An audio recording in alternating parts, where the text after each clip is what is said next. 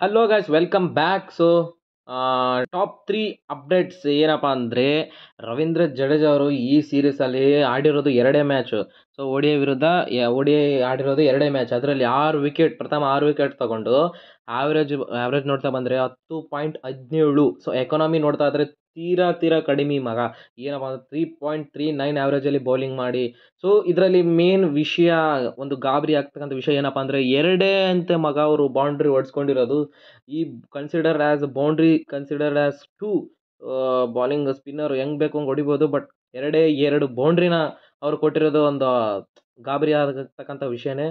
ಎರಡನೇ ಅಪ್ಡೇಟ್ ಏನಪ್ಪಾ ಅಂದರೆ, ಜೋಕೆಬ್ ಬೆಥಲ್ ಅವರು ಚಾಂಪಿಯನ್ಸ್ ಟ್ರೋಫಿ ಆಡಲ್ಲ ಅಂತ. ಯಾಕಂದರೆ ಅವ್ರಿಗೆ ಹ್ಯಾಮ್ಸ್ಟ್ರಿಂಗ್ ಇಂಜುರಿ ಆಗಿದೆ ಅಂತೆ.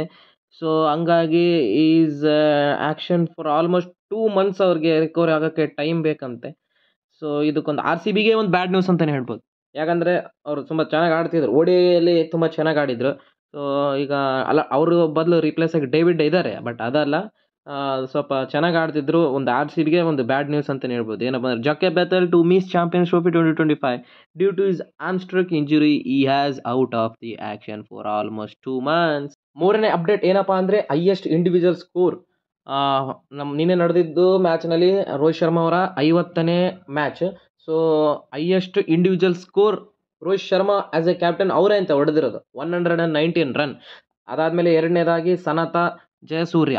ಅದಾದಮೇಲೆ ಇಂಗ್ಲೆಂಡ್ ಕ್ಯಾಪ್ಟನ್ ಆದಂಥ ಇಯಾನ್ ಮಾರ್ಗನ್. ಇಂಡಿವಿಜುವಲ್ ಆಗಿ ನಮ್ಮ team India captain highest run ಹೊಡೆದಿದ್ದಾರಂತೆ.